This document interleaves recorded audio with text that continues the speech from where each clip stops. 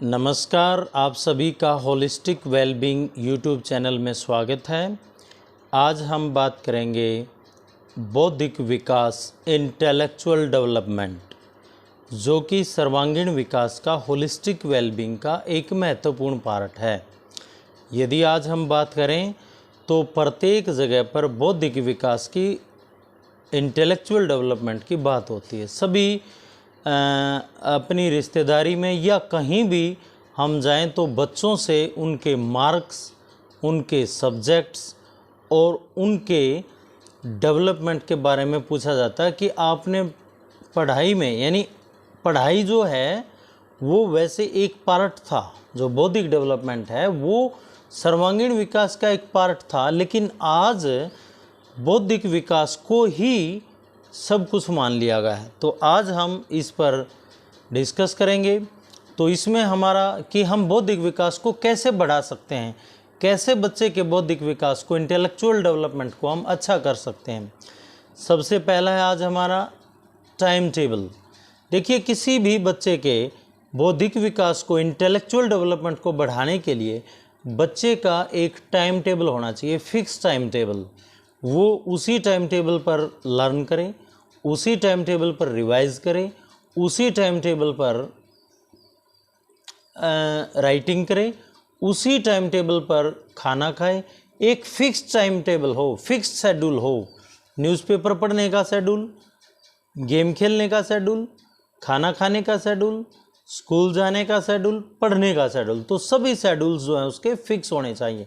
जब तक हमारा फिक्स टाइम टेबल नहीं होगा तब तक हमें कामयाबी नहीं मिल पाएगी। इसके बाद अगला है पीसफुल एटमॉस्फेयर। पीसफुल एटमॉस्फेयर की हम पहले के 2 डेवलपमेंट्स में बात कर चुके हैं। पीसफुल एटमॉस्फेयर बहुत ज़रूरी होता है, चाहे वो घर का हो, आस पड़ोस का हो या स्कूल का हो, या स्कूल, घर से स्कूल और स्कूल से घर आने जाने का जो रास्ता है वो भी। जैसे बहुत से बच्चों के साथ रास्ते में दूसरे बच्चे मार पिटाई कर देते हैं, झगड़ा कर देते हैं, तो उससे भी बच्चे का मन परेशान होता है। और जब बच्चे का मन परेशान होगा तो वो पढ़ाई में परेशानी महसूस करेगा, पढ़ाई में प्रॉब्लम महसूस करेगा। इसके बाद है कोऑपरेशन ऑफ फैमिली। देखिए, फैमिली का कोऑपरेशन, परिवार का कोऑपरेशन बच्चे के बौद्धिक विकास के लिए बहुत ज़्यादा ज़रूरी है। अब यदि मैं परिवार के कोऑपरेशन की बात करूं तो परिवार क्या चाहता है कि एक दिन में 24 घंटे होते हैं, मेरा बच्चा 24 घंटे में से 28 घंटे पढ़े और 100 मार्क्स में से 105 मार्क्स लाए। ऐसा ये कोऑपरेशन नहीं होता। कोऑपरेशन से मतलब है कि बच्चे की भावनाओं को, बच्चे की संवेदनाओं को, बच्चे की इच्छाओं को जान करके उसके अनुरूप काम करें, उसका इंटरेस्ट जगाएं, उसकी रुचि जगाएं, उसके ऊपर हम दबाव न डालें, उसके ऊपर वो चीज़ थोपे ना। देखिए, अब जैसे फ़ोन है, मोबाइल फ़ोन है, मोबाइल फ़ोन में चिप होती है जी। चिप में हम गाना भी डाल सकते हैं, भजन भी डाल सकते हैं, गीता पाठ भी डाल सकते हैं, कोई और चीज़ भी हम डाल सकते हैं। अब वो तो चिप है ना। बच्चे का दिमाग जो है ना वो चिप नहीं है। बच्चे का दिमाग एक नेचुरल डिवाइस है।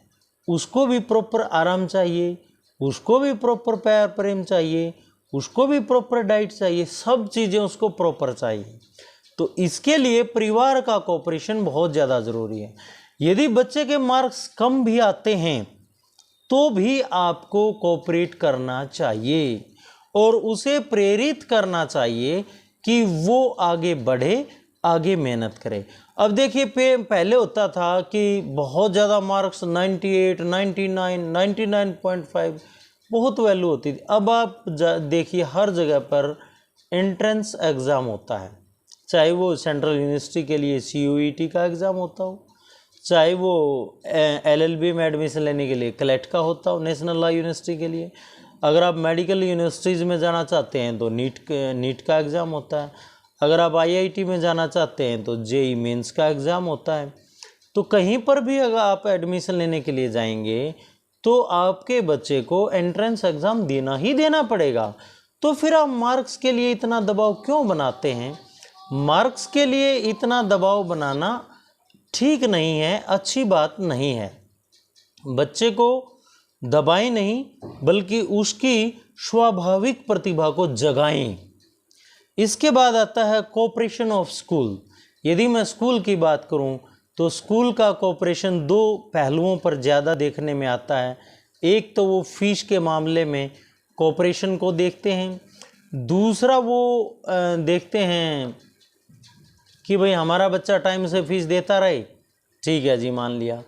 दूसरा वो अच्छे मार्क्स लाता रहे, जो अच्छे मार्क्स लाएगा वो ठीक है। अब टीचर क्या करता है, वो अपने अपने सब्जेक्ट्स में अच्छे मार्क्स के लिए दबाव डालते हैं। बच्चे की भावनाओं को कोई भी तो समझने वाला होना चाहिए, बच्चे की संवेदनाओं को भी तो समझने वाला होना चाहिए, बच्चे को कहाँ प्रॉब्लम आ रही है उसको भी तो समझने वाला होना चाहिए। तो हम केवल फोकस मार्क्स पर ना करें, बल्कि बच्चे को रियल में लर्निंग, रियल में नॉलेज देने पर फोकस करें। इसके बाद आता है कोऑपरेशन ऑफ सोसाइटी। सोसाइटी का कोऑपरेशन क्या होता है कि सोसाइटी मीन्स यहाँ पर बच्चे की सोसाइटी, बच्चे की जो संगति है, जो उसके मित्र मंडली है। यदि बच्चे की मित्र मंडली बच्चे का कोऑपरेशन करेगी तो वो टीचर से और परिवार से बढ़ करके हो सकती है, क्योंकि एक टीचर जैसे समझाता है, यदि वही अगर किसी अच्छे बच्चे को समझ आ गया, वो दूसरे बच्चे को समझाएगा, तो उस बच्चे के द्वारा समझाया हुआ जो बच्चे कमज़ोर चल रहे हैं पढ़ाई में, उनको अच्छे से समझ आएगा। ये एक ग्रुप सिस्टम होता था पहले क्लासेज में कि 5-5, 7-7 का ग्रुप बना दिया, उनको एक बच्चा समझा रहा है, वो बच्चा टीचर से अच्छे से समझा पाएगा और वो बच्चे उसके साथ खुल के समझ भी पाएंगे। तो ये बच्चे को एक उसके जो संगति है बच्चे की, जो उसका एक ग्रुप है, वो उसे कोऑपरेट करे, उसको कोऑपरेशन दे, ताकि वो ग्रो कर पाए, नेचुरली ग्रो करे, अपनी प्रतिभा को जागृत करे, अपने गुणों को जगाए, दबाए नहीं। इसके बाद आता है इंटरेस्ट। अब इंटरेस्ट देखिए 10वीं क्लास तक तो सभी का इंटरेस्ट रखना पड़ता है, सभी विषय कंपलसरी होते हैं, लेकिन फिर भी बात इंटरेस्ट की आती है। अब हम क्या करते हैं, हम एक धारणा बना लेते हैं कि ये विषय तो मुझे समझ नहीं आएगा। बहुत से बच्चे मैथ से डरते हैं। जैसे मैं बात करूं यदि शहरी पृष्ठभूमि की, तो वहाँ बच्चे मैथ से ज़्यादा डरते हैं। यदि मैं बात करूं ग्रामीण पृष्ठभूमि की, तो वहाँ के बच्चे इंग्लिश से ज़्यादा डरते हैं। तो ये डरने की बात नहीं है, आपको इंटरेस्ट जगाने की बात। अगर आप किसी सब्जेक्ट्स में अच्छा नहीं कर रहे हैं तो इसका मतलब ये है कि उसमें आपका इंटरेस्ट कम है। आपको उस इंटरेस्ट को, उस प्रतिभा को जगाना होगा, उसमें इंटरेस्ट पैदा करना होगा। इंटरेस्ट पैदा कैसे होगा? इंटरेस्ट पैदा करने के लिए आपको उसे बार बार दोहराना पड़ेगा, बार बार रिवाइज करना पड़ेगा, और उसमें उसको रिवाइज करने के बाद आपको उसमें और भी अगर सुधार की गुंजाइश होती है तो वो करनी पड़ेगी। यानी प्राकृतिक, स्वाभाविक एक नेचुरल इंटरेस्ट जगाएं किसी विषय को पढ़ने के लिए। उसको दबाव महसूस ना करें, उसको एक पार्ट ऑफ गेम बनाएं, पार्ट ऑफ एंजॉयमेंट बनाएं। देखिए अगर बच्चा किसी सब्जेक्ट में पार्ट ऑफ एंजॉयमेंट समझ रहा है तो उसको मज़े लेकर के पढ़ेगा। किसी बच्चे की, मैं अगर आफ्टर 10th बात करूं, किसी बच्चे की अगर ह्यूमैनिटीज़ में इंटरेस्ट है तो वो उसको पार्ट ऑफ एंजॉयमेंट से पढ़ेगा। किसी बच्चे का कॉमर्स में इंटरेस्ट है तो उसको पार्ट ऑफ एंजॉयमेंट समझेगा। तो ऐसे ही बच्चों को सभी विषयों में अपना बेसिक नॉलेज के लिए इंटरेस्ट जगाना चाहिए। इसके बाद आता है, हम पढ़ तो लेते हैं लेकिन हम मेमोरी में स्टोर होने के लिए टाइम नहीं देते। दिमाग को फ्री भी तो चाहिए ताकि वो सेव कर सके।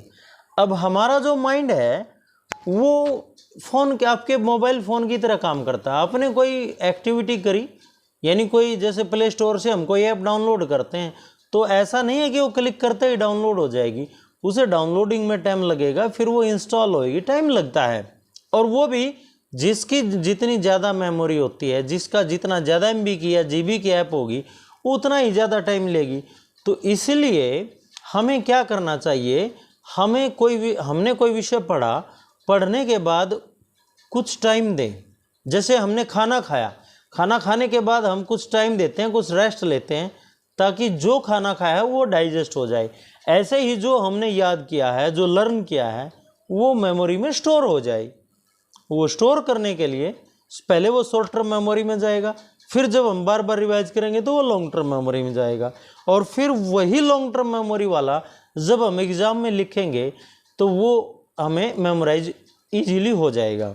तो इसलिए अगर हमने अच्छे से स्टोर नहीं किया है तो वो एग्ज़ाम टाइम में मेमोराइज होने में प्रॉब्लम आपको फील होगी।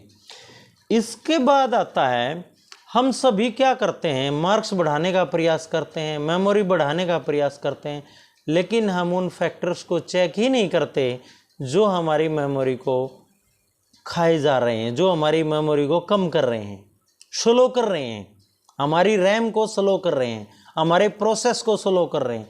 जैसे आप मोबाइल में बहुत सारी विंडोज़ ओपन कर लेंगे या कंप्यूटर में आप बहुत सारी विंडोज़ ओपन कर लेंगे और उस मोबाइल की या कंप्यूटर की रैम कम है तो वो स्लो चलेगा।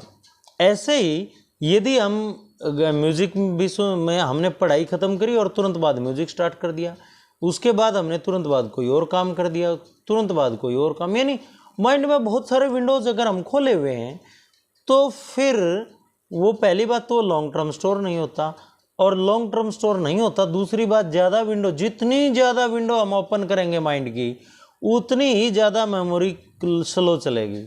हमें तो बच्चे की मेमोरी तो फास्ट चलानी है, तो फास्ट चलाने के लिए हमें लिमिटेड विंडोज़ ओपन करनी पड़ेगी, और वही लिमिटेड विंडोज़ जिनमें उसका इंटरेस्ट होता है उन्हीं लिमिटेड विंडोज़ से हमें उसको आगे निकालना पड़ेगा। तो ये हमें बहुत ज़्यादा ध्यान देना पड़ेगा। इसके बाद आता है कि learn then cram, learn then cram, यानी हम क्रैमिंग ना करें, रट्टा ना लगाएं, लर्न करें, समझें। जैसे अगर किसी बच्चे को नदी का चैप्टर है तो हम बच्चे को कभी छुट्टी वाले दिन, संडे के दिन नदी दिखा लाएं, एक दो उसकी कोई फीचर दिखा लाएं। हम जैसे गर्मी की छुट्टियों में कहीं कहीं पिकनिक पे जाते हैं तो कोई रिवर साइड दिखा दें, कोई हिल्स है तो हिल्स दिखा दें, यानी वो नेचुरली लर्न करवाएं उसको। यदि बच्चे को गाय का या भैंस के बारे में पढ़ाना है तो उसको गाय या भैंस दिखा दें हम। इस तरह से वो नेचुरली उसकी मेमोरी में फिट हो जाएगा, वो सीधा direct permanent memory, long term memory में स्टोर होता है, और वो चीज़ हम भूलते नहीं। और आपस में उन चीज़ों की जो हमारे सामान्य जनजीवन है उनसे कनेक्टिविटी करवा दें। जब हमारी शिक्षा के अंदर जो बौद्धिक विकास के लिए जो बुक्स हैं उनकी हम आम सामान्य जनजीवन से कनेक्टिविटी कर लेंगे तो उसको रटने की ज़रूरत नहीं पड़ेगी, वो अपने आप लॉन्ग टर्म मेमोरी में स्टोर हो जाएगा। इसके बाद सबसे बड़ी बात आती है कि आज हम बहुत ज़्यादा दबाव रखते हैं बच्चों पर, ट्यूशन्स का, कोचिंग का, ट्यूशन्स का, कोचिंग का, जो बच्चे की मेमोरी के लिए बहुत ज़्यादा घातक है। देखिए, आप समझने का प्रयास किए, बच्चा 8 से 2 बजे, 2-2:30 बजे तक स्कूल में होता है, उसके बाद आएगा, खाना खाएगा, थोड़ा रेस्ट करेगा, उसके बाद थोड़ा बहुत टाइम मिलेगा, फिर वो ट्यूशन चला जाएगा, फिर उसका गेम का टाइम हो जाएगा, शाम को फिर वो थोड़ा बहुत टीवी वगैरह देखेगा, फिर शाम के डिनर का टाइम हो जाएगा। तो वो कब सेल्फ स्टडी करेगा? हम क्या करते हैं, बहुत से पेरेंट्स वर्किंग हैं, मैं बात करता हूँ तो वो कहते हैं कि भाई हम अपने बच्चे को सिर्फ होमवर्क करवाने के लिए भेजते हैं।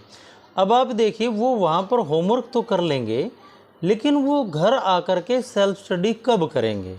अब आप एक चीज़ समझने का प्रयास किए, पहले के बच्चे सरकारी स्कूलों में पढ़ते थे, फिर प्राइवेट स्कूलों का ट्रेंड आया, हमने सरकारी की बजाय प्राइवेट स्कूलों में भेजना शुरू किया। प्राइवेट स्कूलों में महंगी फ़ीस होती है, अब हम प्राइवेट स्कूल्स में इतनी महंगी फ़ीस भी दें, उसके बाद हम ट्यूशन्स भी दें, उसके बाद हम कोचिंग भी दें, उसके बाद हम ऐप्स, ऑनलाइन, यूट्यूब, बहुत से साधनों से पढ़ें। अरे भाई, इतना दबाव क्यों बनाया जा रहा है? बच्चा एक आम बच्चा है, वो कोई मशीन नहीं है, उसका दिमाग एक मानव का दिमाग है, उसको भी प्रॉपर रेस्ट चाहिए। हम जो याद करते हैं, जो मेमोराइज करते हैं, उसको स्टोर होने के लिए समय चाहिए। इसलिए सेल्फ स्टडी बहुत ज़्यादा ज़रूरी है, कोचिंग ज़रूरी नहीं है। कोचिंग का एक अलग पैरामीटर होता है, वो किसके लिए ज़रूरी होनी चाहिए, किसको करनी चाहिए, ये हम आगे की जो फर्दर वीडियोज़ होंगी उसमें बात करेंगे।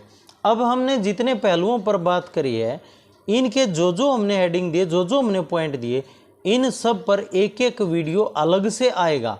अभी तो हम पहले सभी का इंट्रोडक्शन दे रहे हैं, उसके बाद इनके जो और पहलू बनते हैं उन सब पे हम अलग अलग एक एक वीडियो लाएंगे। तो यदि आपके बच्चे को भी पढ़ाई में बौद्धिक विकास के लिए कोई भी प्रॉब्लम आ रही है तो आप हमसे कमेंट के माध्यम से बात कर सकते हैं, हमसे समस्या का समाधान पूछ सकते हैं और आपके बच्चे को हम बहुत ही उपयुक्त मार्गदर्शन करेंगे ताकि उसका सर्वांगीण विकास हो सके। वीडियो को लाइक और शेयर करें, चैनल को सब्सक्राइब करें। आप सभी का बहुत बहुत धन्यवाद।